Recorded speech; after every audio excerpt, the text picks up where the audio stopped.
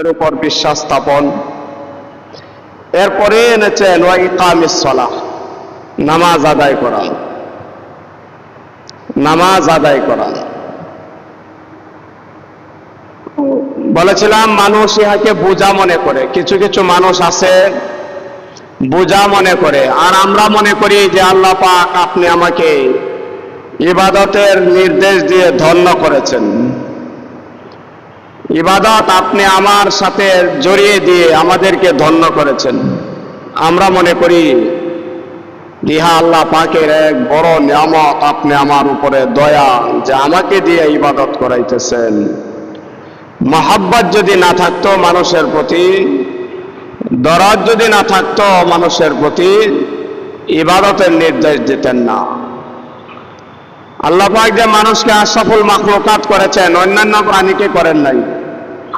মানুষকে ভালোবেসেছেন, মহব্বত করেছেন, অন্য প্রাণীকে করেন নাই। তো এগুলো তো ইবাদতের জন্যই, মহব্বতের খাতিরেই তো এই হুকুমগুলো দিয়েছেন। এখন ইহাকে বোঝা মনে করা, যারা বোঝা মনে করে তারা পারে যদি তাহলে বোঝা ফেলে দেব, তাদের ঘাড় থেকে এই দায়িত্ব মুছে ফেলে দেখ, ঝেড়ে ফেলে দেখ, যে না আমরা এগুলি করব না। করতেছে না, অনেকে আছে মনে করে না করে বেড়াগিরি একটা করতেছি, বেড়াগিরি করতেছে, অথচ আল্লাহ রাব্বুল আলামিন এই বেড়াগিরির হাত ভেঙে দেবেন।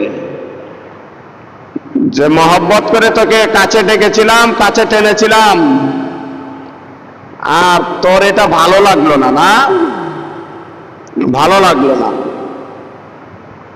আল্লাহ পাক আপনি আমার জন্য যে হুকুম দিয়েছেন, এই হুকুম পালনকারীর জন্য রাসূল পাক সাল্লাল্লাহু আলাইহি ওয়াসাল্লাম বলেন যে ফাইন্না লাহু আহাদুন আইয়াগফিরা লাহু, যে নাকি খামসু সালাতিন ইফতারাযাহুন্নাল্লাহ ফাআহসানা উযুআহুন্না ওয়া রুকুআহুন্না ওয়া খুশুআহুন্না কানা লাহু আহদুন আইয়াগফিরা লাহু আও কামা ক্বালা আলাইহিস সালাতু ওয়াস সালাম। যে ব্যক্তি আল্লাহ পাকের এই হুকুম, বিশেষ করে নামাজ, হুকুমগুলোর মধ্যে সর্বপ্রথম আসছে নামাজের কথা। প্রথমেই বলেছেন আকীদার কথা, বিশ্বাস স্থাপন আল্লাহ এবং আল্লাহ রাসূলের উপর। এরপরেই করণীয় আমল করার বিষয়বস্তু হলো নামাজ। রাসূল পাক বলেন সাল্লাল্লাহু আলাইহি ওয়াসাল্লাম যে এই নামাজকে যথাযথভাবে আদায় করবে, ফরজ নামাজ যে নাকি সঠিকভাবে আদায় করবে, এর আগে যথাযথভাবে রুকু করবে, ওযু করবে, ওযু করার পরে নামাজের রুকন, রুকু করা, সিজদা করা, আর এর মধ্যে খুশু খুজু তৈরি করা। খুশু খুজু তৈরি করার বেলায় আমি আপনাদেরকে বারবারই বলে থাকি, নামাজ শুরু করার আগে আমি কথাটা প্রায় প্রতি নামাজেই বলে থাকি যে শয়তান এসে বলতে থাকে উস্কুর কাজা, এটা স্মরণ করায়, ওইটা স্মরণ করায় দেয়, স্মরণ হইতে থাকে ওই জিনিস দুনিয়ার যত ঝামেলা নামাজে দাঁড়াইলে পরে আইসা স্মরণ করায়। তো এর থেকে বাঁচার জন্যে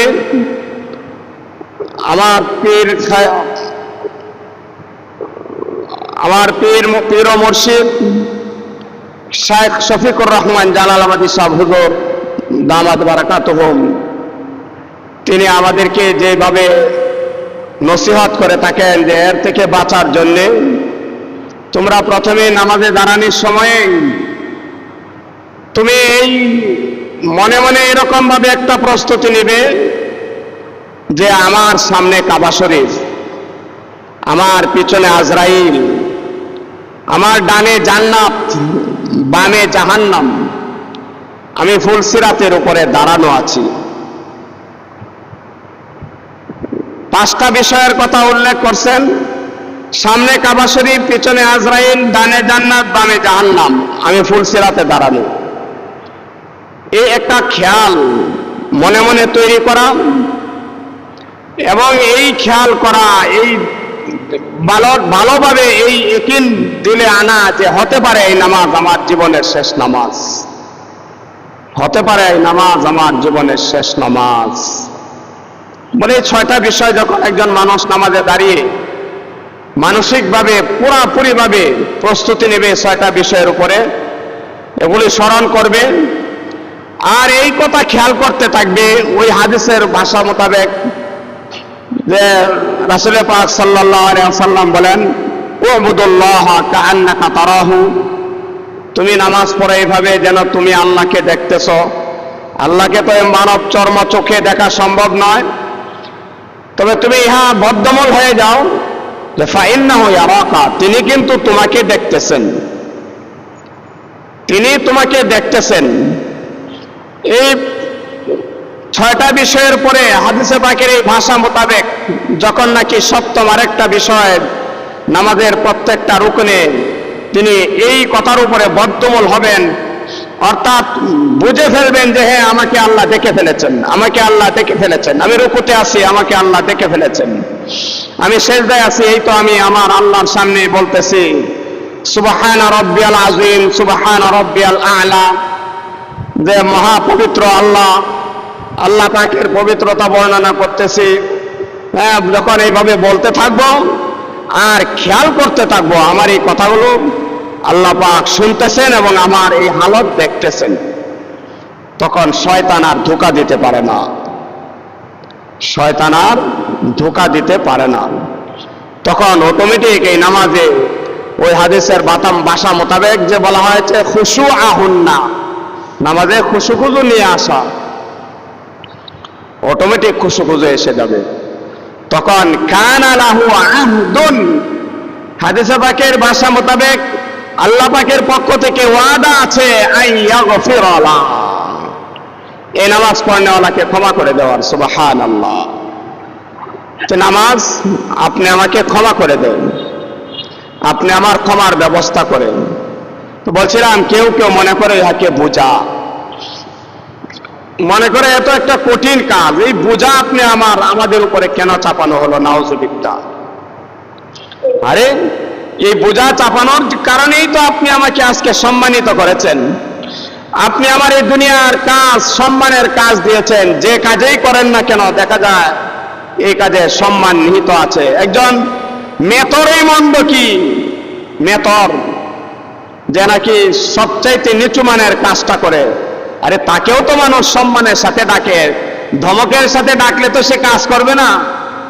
আপনি আমার মুনি, আপনি আমার কামলা, আপনি আমার গোমস্তা, আপনি আমার কর্মচারী, তাদেরকেও তারা যে আসনে আছে, যে স্তরে আছে, এই স্তর মোতাবেক তারাও কিন্তু এই কাজের বিনিময়ে একটা সম্মান পায়, সম্মান পায়, সাথে সাথে সম্মানীয় পায়।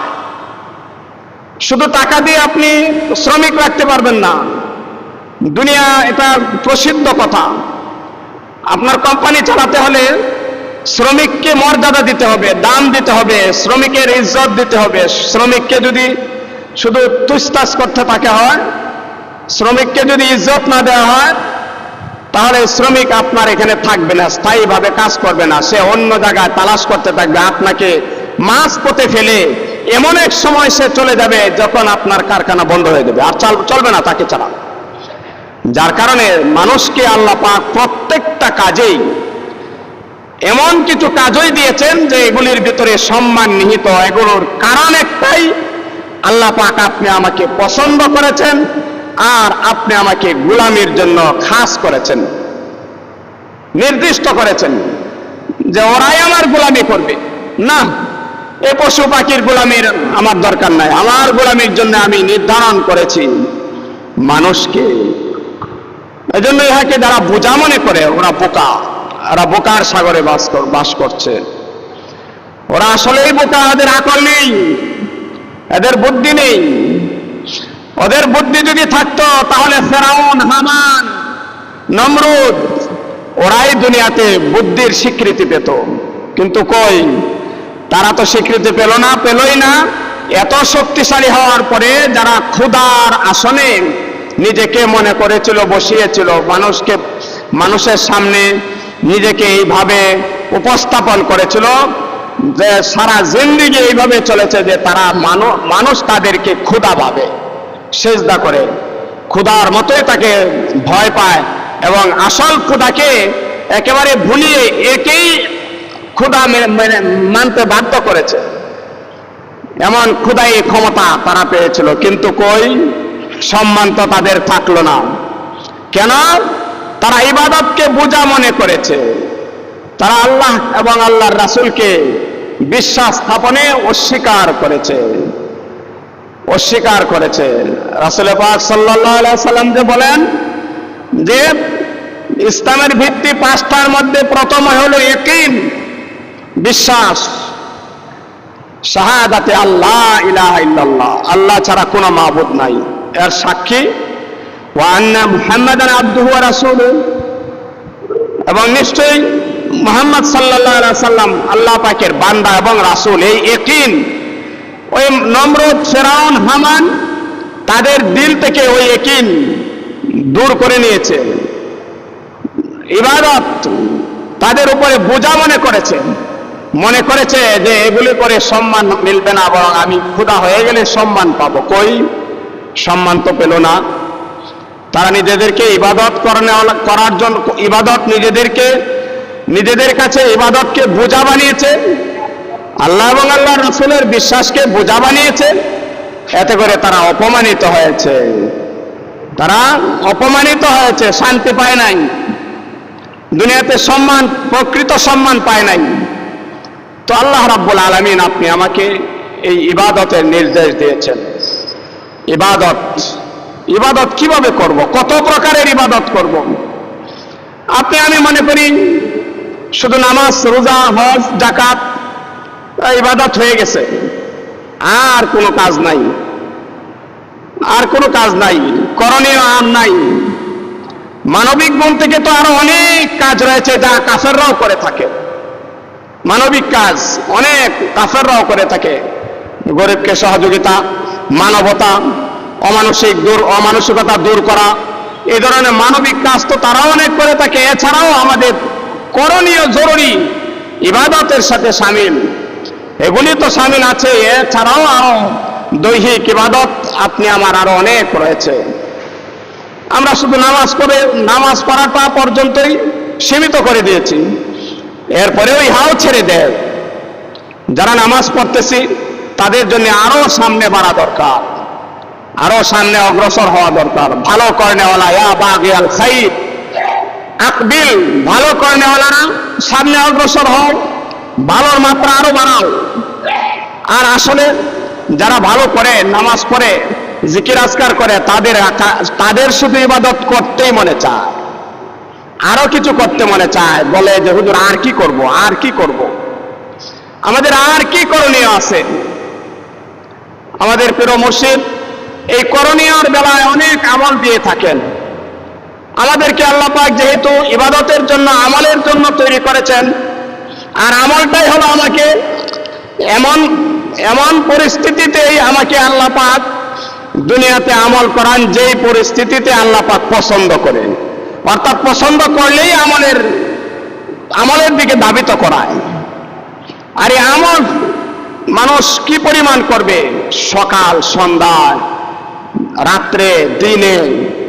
আমি আপনাদের কাছে বলেছিলাম আমরা তো শুধু 5 ওয়াক্ত নামাজকেই যথেষ্ট মনে করে ফেলেছি। নামাজ তো 5 ওয়াক্ত নয়।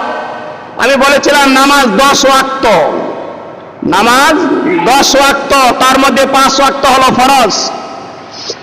এটা তো ফরজ, বাধ্যতামূলক, করতেই হবে।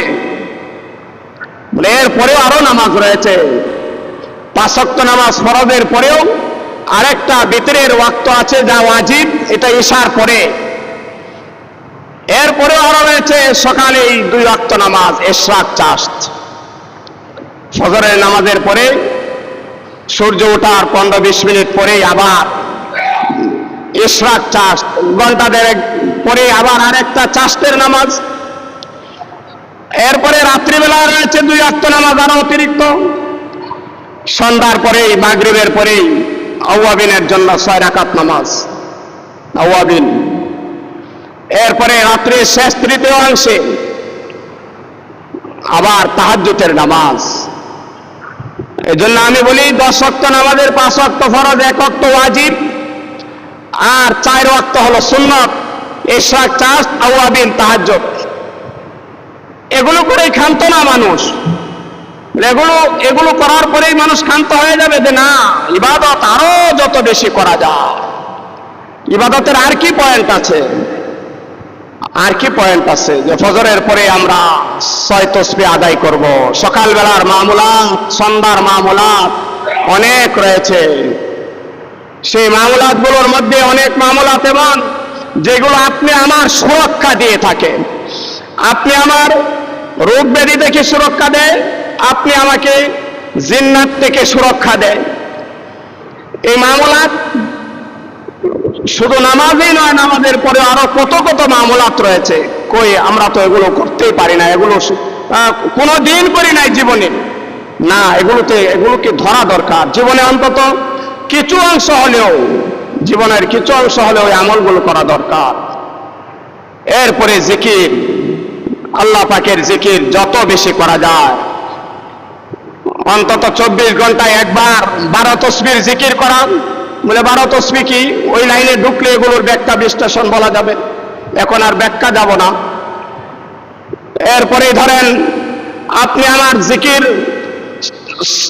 সর্বক্ষণ 24 ঘন্টা, যাকে বলা হয় ফাসান পাস, যাকে বলা হয় ফাসান পাস। এরপরে হলো জিকিরে কলবি, আপনি আমার কলবের জিকির, কলবের জিকির করতে থাকা। বলে এগুলো করলাম, করে পরে আর কি করতে পারি আমি? ইবাদত আর কত ধরনের করতে পারি? আরো কত ধরনের ইবাদত রয়েছে। আমি আপনাদের সামনে এই ঈদুল আজহার চাঁদ ওঠার আগে আমি আপনাদের সামনে আলোচনা করেছিলাম। ঈদুল আজহা 6টি রোজা, রমজানের ফরজ রোজার পরে এই 6টি রোজা অনেক, 9টি রোজা ঈদুল আজহার 9টি রোজা অনেক গুরুত্বপূর্ণ। এক একটা রোজা 1 বছর নফল রোজার সমান সব আলোচনা করেছিলাম। সর্বশেষ 9 তারিখের রোজা, যে রোজা মানুষের মুক্তির জন্য, নাজাতের জন্য, শবে কদরের লায়ক বানানোর জন্য, এই আরাফার রোজা 9 তারিখের রোজা। প্রত্যেক চাঁদের 3টি করে রোজা, আইয়ামে বীজ 13, 14, 15, প্রত্যেক মাসে 3টি করে রোজা 13, 14, 15। ইবাদত, ইবাদত কাকে বলে? এগুলিই তো ইবাদত। মানুষ ইবাদত করবে না, করবেটা কি? মানুষকে পছন্দ করেছে, ভালোবেসেছেন আল্লাহ, ইবাদত করবে না, করবেটা কি? ইবাদতই তো করণীয়। আইয়ামে বীজের পরে প্রতি সপ্তাহে 2টি করে রোজা রাসূল পাক সাল্লাল্লাহু আলাইহি ওয়াসাল্লাম বলেন যে আমি প্রত্যেক সোমবারে আর বৃহস্পতিবারে রোজা রাখি, রোজাকে পছন্দ করি। কেন? বলে আল্লাহ পাক আমার এই শুক্র, শনি, রবি, এই 3 দিনের পরে সোমবার দিন আমার এই আমল আল্লাহ পাকের কাছে পেশ করা হয়। আমি চাই, রাসূল পাক সাল্লাল্লাহু আলাইহি সাল্লাম বলেন যে আমি চাই আমার আমলটা এমন হালে পেশ হোক যে আমার হালতটা এমন যে আমি রোজাদার অবস্থায় আল্লাহর কাছে আমাকে উপস্থাপন করা হোক। সুবহানাল্লাহ। এরপরে আবার মঙ্গল, বুধ, 2 দিন পরে বৃহস্পতিবার দিন আবার আমলনামা আল্লাহর কাছে উপস্থিত করা হয়। আমি চাই সেদিনও আমাকে রোজাদার হালে আল্লাহর কাছে পেশ করা হোক। তো হলো ইবাদত। ইবাদতের মাত্র আমরা নামাজটাকেই বোঝা মনে করে ফেলেছি, অথচ নামাজ অনেক গুরুত্বপূর্ণ। নামাজের পরে আরো কত ধরনের ইবাদত আপনি আমার রয়েছে। আল্লাহ পাক বলেন ওয়া আনিবুদুনি, আমার ইবাদত তুমি করো, তোমাকে আমার ইবাদত দিয়েছি, তুমি আমার ইবাদত করলে হবে কি? হাযা সিরাতুন মুস্তাকিম, এই ইবাদতই হলো তোমার সিরাতে মুস্তাকিম। সিরাতে মুস্তাকিম কি?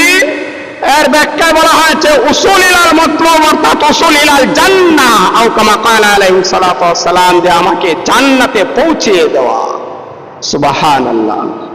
ইবাদত করলে জান্নাত পেয়ে যাব। জান্নাত কি? এই জান্নাত দুনিয়াতে থেকে জান্নাত সম্পর্কে ধারণা নেওয়া কোনো মানুষের পক্ষে সম্ভব নয়। শুধু এতটুকু ধারণা নিতে পারি যে সুখের যত আয়োজন সব জান্নাত, আর কষ্টের যন্ত্রণার যত আয়োজন সব হলো জাহান্নাম। শুধু এর চাইতে বেশি বোঝানোর ভাই আমাদের খান সাবুদুর রহমাতুল্লাহ আলাইহি একবার বলেছিলেন তফসিরে শহীদ মসজিদে, যে আমার ভাষায় আমার যোগ্যতা আমি এতটুকু বোঝাতে পারলাম, এরপরে আমার আর বোঝানোর কিছু নাই। বিশ্বাস না হলে মইরা দেখো, বিশ্বাস না হলে মইরা দেখো ভাই, ওই সময় দেখলে তো লাভ নাই। এই জন্য ভাই আপনি আমাকে আল্লাহ পাক ইবাদতের জন্য নির্বাচন করেছেন, শুকরিয়া আদায় করি। ইবাদত যত ধরনের আছে সব ধরনের ইবাদত যেন আমার দ্বারা হয়। আলহামদুলিল্লাহ চেষ্টা করেছি সকল ধরনের ইবাদতগুলোই করতে। চেষ্টার মধ্যে ত্রুটি অবশ্যই আছে মানুষ হিসেবে, তবে আপনাদের কাছে দোয়া চাই যেন আল্লাহ পাক ইবাদতকারীদের সাথে আমাকে আপনাদেরকে সকল মুমিনকে শামিল করেন বলে আমিন। আলহামদুলিল্লাহ আলহামদুলিল্লাহ। আমরা প্রতি সপ্তাহে মসজিদের জন্য কিছু না কিছু সহযোগিতা আপনাদের কাছে চেয়ে থাকি। আল্লাহ আজকে আসেন কেউ, আল্লাহ পাকের কাছে আজকের দিন কালকের দিন ঈদের দিন অনেক গুরুত্বপূর্ণ। বলা হয়েছে যারা ঈদের দিন কোরবানি করবে এবং ঈদের পরে আরো 2 দিন 3 দিন নির্ধারণ করে রাখছেন, অনেক দামি দিন। আজকে কেউ আনছি আলহামদুলিল্লাহ। মাস্টার ফজলুর রহমান সাহেব 100 টাকা দান করছেন। আল্লাহ পাক এই মুরব্বীর দানকে কবুল করুন। আরেক মুরব্বী, ওনার নাম কি, মুরব্বী 200 টাকা দান করছেন। আল্লাহ পাক ভাইদের এই দানকে কবুল করুন, নেক মকসদ পুরা করুন, স্বজনদের মাফ করুন। আল্লাহ পাক এই দানের ওসিলায় নেক মকসদ পুরা করুন বলে আমিন। আরো কেউ আছে ভাই?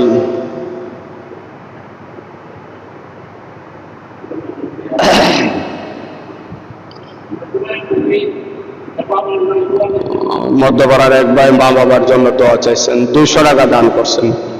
আল্লাহ পাক দানকে কবুল করুন, নেক মকসদ পুরা করুন।